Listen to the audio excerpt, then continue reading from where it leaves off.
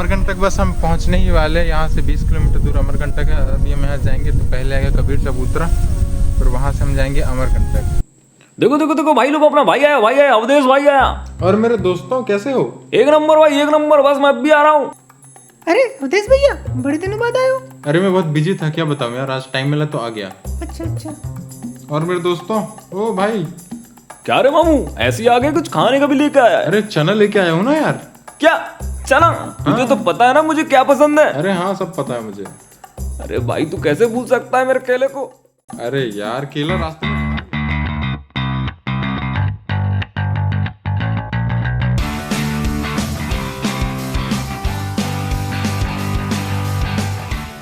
अमरकंटक को तीर्थराज भी कहा जाता है। अमरकंटक मैकल पर्वत पर बसा हुआ है। यहाँ विंध्य और सतपुड़ा पर्वतों का मेल होता है। अमरकंटक में पवित्र नर्मदा नदी का उद्गम स्थल है। इसके अतिरिक्त यह सोन नदी और जोहिला नदी का उद्गम स्थल भी है। मां नर्मदा अमरकंटक से निकलने के बाद 1312 किलोमीटर की दूरी तय कर मध्य प्रदेश, महाराष्ट्र और गुजरात से होते हुए खंबात की खाड़ी में मिल जाती है। पवित्र नर्मदा नदी पश्चिम की तरफ और सोन नदी पूर्व दिशा में बहती है। मां नर्मदा को भगवान शिव की पुत्री माना जाता है, जिसे रेवा भी कहा जाता है। विंध्य में पवित्र नर्मदा नदी की एकमात्र नदी है जिसकी परिक्रमा की जाती है। यहाँ साल भर लाखों तीर्थयात्री दर्शन करने आते हैं। पुराणों में बार बार अमरकंटक का उल्लेख मिलता है। अमरकंटक को आम्रकूट भी कहा जाता है क्योंकि यहाँ बहुत सारे आम के वृक्ष लगे हुए रहते थे और आज भी लगे हुए हैं। अमरकंटक जितना तीर्थ स्थल के लिए प्रसिद्ध है, उतना ही एक हिल स्टेशन के रूप में भी अपनी प्राकृतिक सुंदरता के लिए भी जाना जाता है। यहाँ का पवित्र शांत वातावरण और प्राकृतिक सुंदरता लोगों को मंत्रमुग्ध कर देती है। अमरकंटक चारों तरफ से सरई के जंगलों से घिरा हुआ है जो वर्ष भर हरे भरे रहते हैं। यहाँ के जंगलों में हजारों प्रकार के आयुर्वेदिक पौधे पाए जाते हैं। अमरकंटक मध्य प्रदेश के अनूपपुर जिले के छोर पर बसा है, जो मध्य प्रदेश के डिंडोरी जिले को और जो छत्तीसगढ़ के बिलासपुर जिले की सीमाओं को टच करता है। अमरकंटक में इंदिरा गांधी राष्ट्रीय जनजाति विश्वविद्यालय भी है। आइए अब हम अमरकंटक के उत्सव के बारे में भी कुछ बातें जानें। अमरकंटक में प्रतिवर्ष नर्मदा जयंती बड़े ही धूमधाम से मनाई जाती है।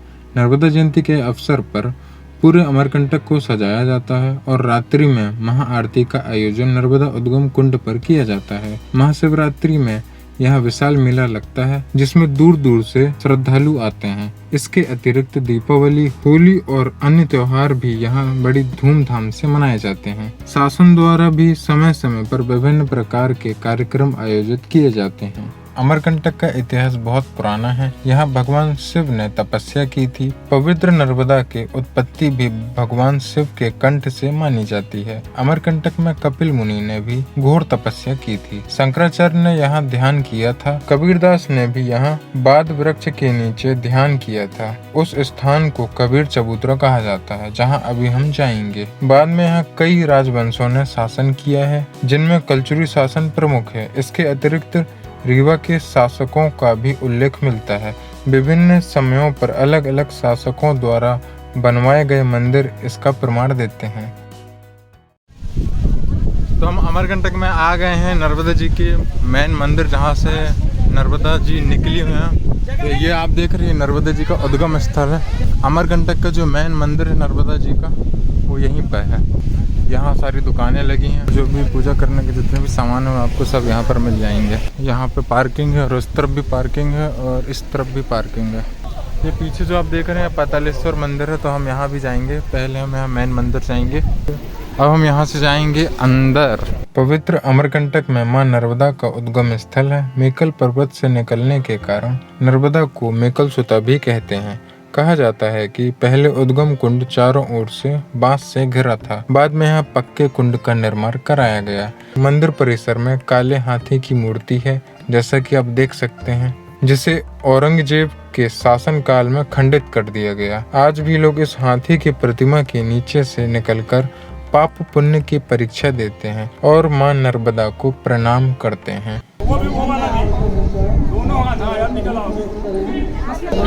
ऐसे कहते हैं अगर आप इस हाथी के अंदर से निकल गए तो आपके सारे पाप धुल जाते हैं, ऐसा कहा जाता है। यह है मेन मंदिर और नर्मदा जी का जो उद्गम स्थल है वो है यहाँ पे। ये जो आप देख रहे हैं यहाँ पे नर्मदा जी का उद्गम स्थल है। यहाँ से माँ नर्मदा एक छोटी सी धारा के रूप में बहती हैं जो आगे जाकर विशाल रूप धारण कर लेती हैं।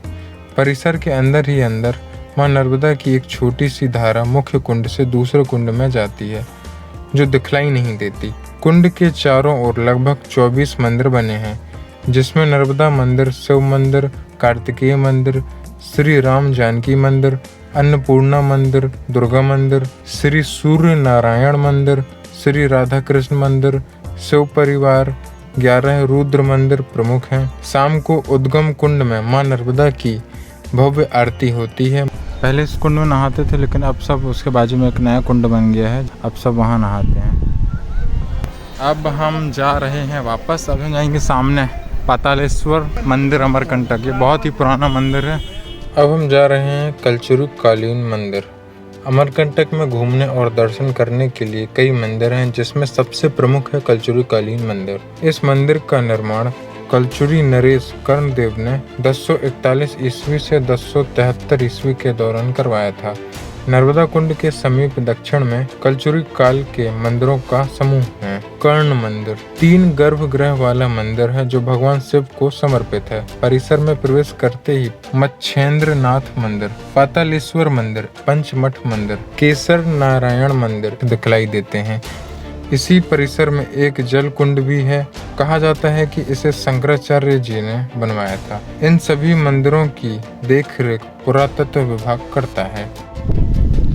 तो हमने अभी मेन मंदिर घूम लिया नर्मदा जी का उद्गम स्थल का, और हमने यहाँ भी घूम लिया। यहाँ से हम आए हैं तो सबसे पहले हम यहाँ से जाएंगे सोनमुड़ा और माई की बगिया, उसके बाद हम जाएंगे जैन मंदिर। तो चलिए चलते हैं। और आप जैसे ही यहाँ से आगे जाएंगे तो राइट साइड में आपको मिलेगा श्री यंत्र महामेरु मंदिर, या यंत्र मंदिर भी कह सकते हैं। अमरकंटक का यह मंदिर नर्मदा कुंड से 1 किलोमीटर दूर सोनमुड़ा मार्ग पर स्थित है। इसके बाद हम जाएंगे सोनमुड़ा में। पहले हम यंत्र मंदिर के दर्शन कर लेते हैं। मंदिर का निर्माण सुखदेवानंद जी महाराज द्वारा कराया जा रहा है। इस मंदिर की आकृति श्री यंत्र जैसी है। इसका निर्माण भी विशेष मुहूर्त में किया गया है। अमरकंटक के क्षेत्रीय महामेरु मंदिर आप फोटो में देख सकते हैं। बहुत ही प्यारा और अद्भुत नज़ारा हमें यहाँ से देखने को मिल रहा है। अभी यहाँ कंस्ट्रक्शन वर्क चल रहा है, इसीलिए अभी मंदिर बंद है। अब हम यहाँ से चलते हैं सोनमुड़ा और उसके बाद जाएंगे माई की बगिया।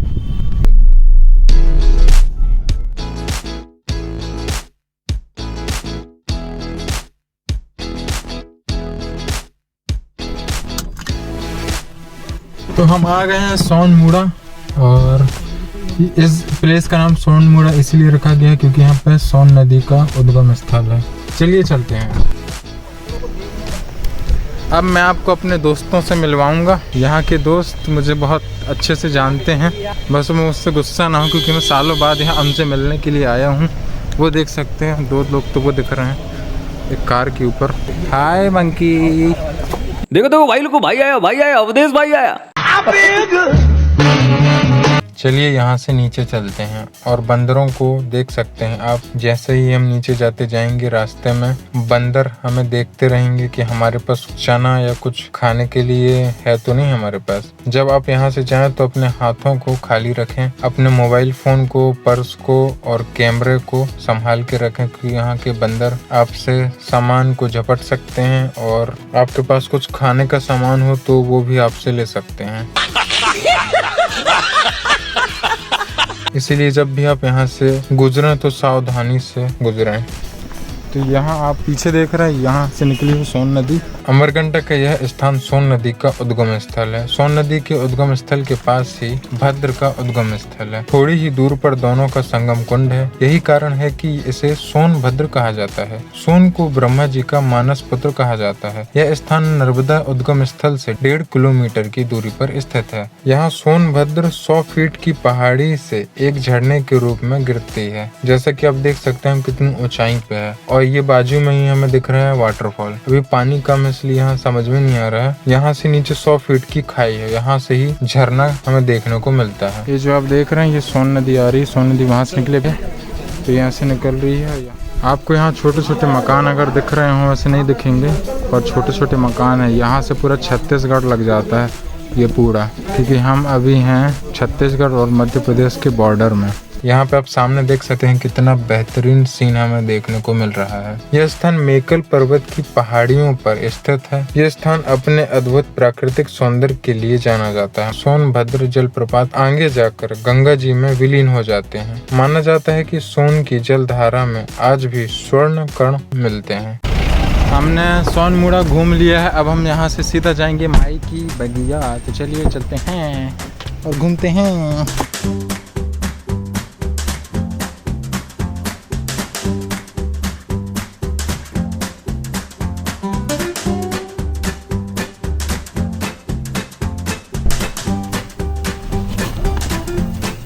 यहाँ हम आ गए हैं घने जंगल में। ये सामने आप देख रहे हैं खाई है सीधा, मैकल पर्वत के खतरनाक जंगल, घने जंगल। यहाँ आपको सिर्फ बंदर दिखेंगे, बाकी जानवर तो नहीं दिखते, क्योंकि अमरकंटक में मोस्टली बंदर ही देखने को मिलते हैं। Meanwhile, हम आ गए हैं माई की बगिया और कार पार्किंग है इधर और इधर पे, और यहाँ से आप पूजा का सामान खरीद सकते हैं। अब हम आ गए हैं माई की बगिया में। ये अमरकंटक नर्मदा कुंड से 1 से 1.5 किलोमीटर की दूरी पर है। कहा जाता है कि भगवान शिव की पुत्री नर्मदा यहीं से अपने लिए पुष्पों को चुनती थी। यहाँ आम, केले और बहुत से सुंदर फलों के पेड़ पौधे लगे हैं। इस स्थान पर गुलबकावली के पौधे पाए जाते हैं, जिससे आँखों के रोगों के लिए औषधि बनाई जाती है। पुराणों में कहा गया है कि बचपन में गुलबकावली माँ नर्मदा की सहेली थी। प्राचीन काल में गुलबकावली का पौधा सिर्फ माई की बगिया में मिलता था, लेकिन अब गुलबकावली पूरे अमरकंटक क्षेत्र में लगाया जाने लगा है। यहाँ पास में ही एक कुंड है जिसमें साल भर पानी रहता है। जैसा कि आप देख सकते हैं कितना अद्भुत नज़ारा दिखाई दे रहा है। बताया जाता है कि दूर से देखने पर अमरकंटक का सर्वोदय जैन मंदिर गुजरात के अक्षरधाम मंदिर के स्वरूप में मिलता जुलता है, जो 4 एकड़ भूमि में फैला है। यह मंदिर अब तक का सबसे बड़ा प्रोजेक्ट है। इसके डिजाइन और निर्माण में 300 कलाकार लगे हैं। जानकारों के अनुसार मंदिर के गुंबद की ऊंचाई 144 फीट है, जबकि मंदिर का सिंह द्वार 51 फीट ऊंचा, 42 फीट लंबा तैयार किया जा रहा है। इसके निर्माण में राजस्थान की गुलाबी रंग के बलुआ पत्थर का इस्तेमाल किया गया है। वहीं इस मंदिर को बनाने में सीमेंट और लोहे का इस्तेमाल नहीं किया गया है, लेकिन अब तक मंदिर का निर्माण कार्य पूर्ण नहीं हो सका है, अभी चल ही रहा है। क्या है मंदिर की मूर्ति की खासियत, आइए जानते हैं। मंदिर में भगवान आदिनाथ की 24 फीट ऊंची प्रतिमा अष्ट धातु के बने कमल सिंहासन पर विराजमान तथा गर्भगृह में भगवान आदिनाथ विराजित हैं। साथ ही परंपरा अनुसार अष्टमंगल चिन्ह भी उत्कीर्ण किए गए हैं। प्रतिमा का आभा मंडल विशाल है, दाएं बाएं चंबर धारणी तथा इसके ऊपर मंगल कलश स्थापित है। इसके द्वारा शाखाओं एवं सिरतल पर कमल पुष्पांकन है। प्रतिमा के वक्ष स्थल पर जैन प्रतिमा लांछन श्री वत्स बना हुआ है। यह दुनिया के सबसे बड़े अष्ट धातु के मंदिरों में एक होगा, अमरकंटक का सर्वोदय जैन मंदिर, जो आप अभी देख रहे हैं। अब हम यहाँ से जाएंगे जलेश्वर धाम। अभी हम जैन मंदिर को क्या है लेफ्ट में जाएंगे वापस अमरकंटक की तरफ, और राइट है ये साइडोल रोड, तो यहाँ से हम जाएंगे जलेश्वर धाम मंदिर। श्री ज्वेलेश्वर मंदिर अमरकंटक। यह मंदिर अमरकंटक शहडोल रोड पर 8 किलोमीटर दूर है। यहाँ से अमरकंटक की तीसरी नदी जोहिला की उत्पत्ति हुई थी। यहाँ भगवान शिव का सुंदर मंदिर है। माना जाता है कि यहाँ स्थित शिवलिंग स्वयं भगवान शिव ने स्थापित किया था। पुराणों में इस स्थान को महारुद्र मेरु कहा जाता है। यहाँ भगवान शिव ने माता पार्वती के साथ निवास किया था। माना जाता है कि जलेश्वर महादेव के पूजन से मनुष्य को ब्रह्म हत्या से छुटकारा मिल जाता है। जलेश्वर मंदिर घूमने के बाद हम थोड़ा आगे जाएंगे और राइट साइड में आपको मिलेगा अमरेश्वर महादेव मंदिर। तो हम आ गए हैं अमरेश्वर मंदिर। तो यहाँ की खास बात यह है कि यहाँ पे जो शिवलिंग है वो 11 फीट ऊंचा है और 51 टन वजनी है। यह मंदिर अमरकंटक से 10 किलोमीटर दूर छत्तीसगढ़ की सीमा पर स्थित है। अभी हम छत्तीसगढ़ की सीमा के बहुत ही पास हैं। यहाँ विशाल शिवलिंग है जिसकी ऊंचाई 11 फीट है और इसका वजन 51 टन है। इस शिवलिंग पर अभिषेक करने के लिए सीढ़ियाँ लगी गई हैं। शिवलिंग को ओमकारेश्वर से और जलहरी को कटनी से लाया गया है। सावन सोमवार को श्रद्धालु बड़ी संख्या में यहाँ पहुँचते हैं।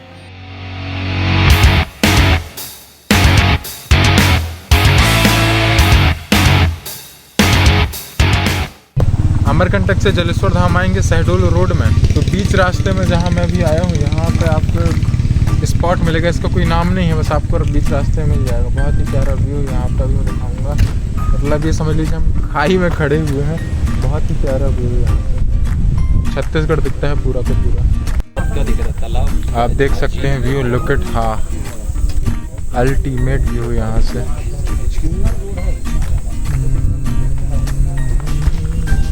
यहाँ पे आप फोटो शूट करने के लिए आ सकते हैं। बहुत ही प्यारी जगह है। अभी बादल छाए हैं तो इस तरह का इलाका दिखाई नहीं दे रहा है। तो हमने ऑलमोस्ट सारी जगह कवर कर ली, हमने सब जगह घूम लिया है। बस लास्ट में एक चीज़ बच गई है और वो है कपिल धारा। अब हम जा रहे हैं कपिल धारा। उसके बाद अगर टाइम रहा तो कबीर चबूतरा भी चलेंगे, वरना खत्म। Bye bye, Tata.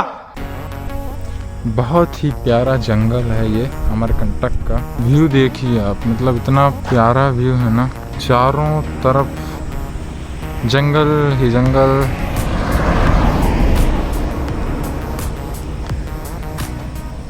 कपिल धारा पवित्र नर्मदा नदी का पहला वाटरफॉल है। अमरकंटक में यह पवित्र नर्मदा उद्गम कुंड से 6 किलोमीटर दूर है। तो नर्मदा नदी जब निकलती हैं, जहाँ हम अभी गए थे वहाँ उद्गम स्थल था, उसके बाद यहाँ कपिल धारा में आती हैं और इसके बाद डिंडोरी, फिर मंडला, उसके बाद फिर जबलपुर। यही है नर्मदा नदी। अभी पानी कम है, यहीं से यही जाती है कपिल धारा। इस वाटरफॉल में पवित्र नर्मदा जल 100 फीट की ऊंचाई से पहाड़ियों से नीचे गिरता है, जैसा कि आप देख सकते हैं। बहुत ही प्यारा नज़ारा हमें यहाँ से देखने को मिलता है। और हम यहाँ से नीचे जाएंगे इस तरफ, और इसके आगे है दूध धारा, यहाँ से थोड़ी ही दूर में इस तरफ। अब हम यहाँ से जाएंगे नीचे। ये नर्मदा जी हैं जो आपको दिख रही हैं इधर पर। ऐसा कहते हैं कि जहाँ झरना है वहाँ कपिल मुनि तपस्या करते थे, इसीलिए उसका नाम कपिल धारा पड़ा। अभी समथिंग तो 6 बज रहे होंगे ना, 5:30-6 बज रहे हैं अभी। मतलब हम लोग सबसे लास्ट में आए हैं कपिल धारा और यहाँ कोई नहीं है, मतलब जानवर है और हम हैं और पक्षियों की आवाज और हमें और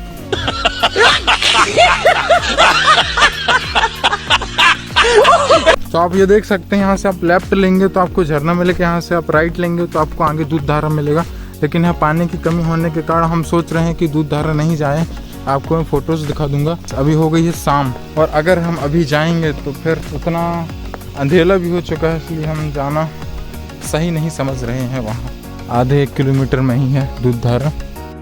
कपिल धारा के पास ही कपिल मुनि का आश्रम है। कहा जाता है कि कपिल मुनि ने यहीं कठोर तप किया था और यहीं सांख्य दर्शन की रचना की थी। उन्हीं के नाम पर इस जलप्रपात का नाम कपिल धारा पड़ा। कपिल धारा के पास ही कपिलेश्वर मंदिर है। इसके आसपास अनेक गुफाएं हैं जहां साधु संत ध्यान मुद्रा में देखे जा सकते हैं। कपिल धारा में मां नर्मदा का एक छोर डिंडोरी जिले में और दूसरा छोर अमरकंटक में आता है। और इसके आगे ही जैसे ही हम जाएंगे 1 किलोमीटर दूर तो हमें आगे मिलेगा दूध धारा वाटरफॉल। इस वाटरफॉल की ऊंचाई 10 फीट है। कहा जाता है कि यहाँ दुर्वासा ऋषि ने तपस्या की थी। इस प्रपात को दुर्वासा धारा भी कहा जाता है। यहाँ पवित्र नर्मदा नदी दूध के समान सफेद दिखाई देती है, जैसे कि आप फोटो में देख सकते हैं। इसलिए इस वाटरफॉल को दूध धारा कहा जाता है। मॉर्निंग में 9 बजे से निकले हैं, 6:30 बज रहे हैं। पूरी तरीके से थक चुका हूँ मैं। अमरकंटक की मेन प्लेसेस में मैंने आपको सब कुछ दिखा दिया है, घुमा दिया है। बस एक जगह है जो छूट गई है और वो है कबीर चबूतरा। उसकी वीडियो मैं कभी और बना दूंगा। आज के लिए बस इतना ही रखते हैं और अब हम यहाँ से जाएंगे डिंडोरी। मिलते हैं नेक्स्ट वीडियो में। Bye bye.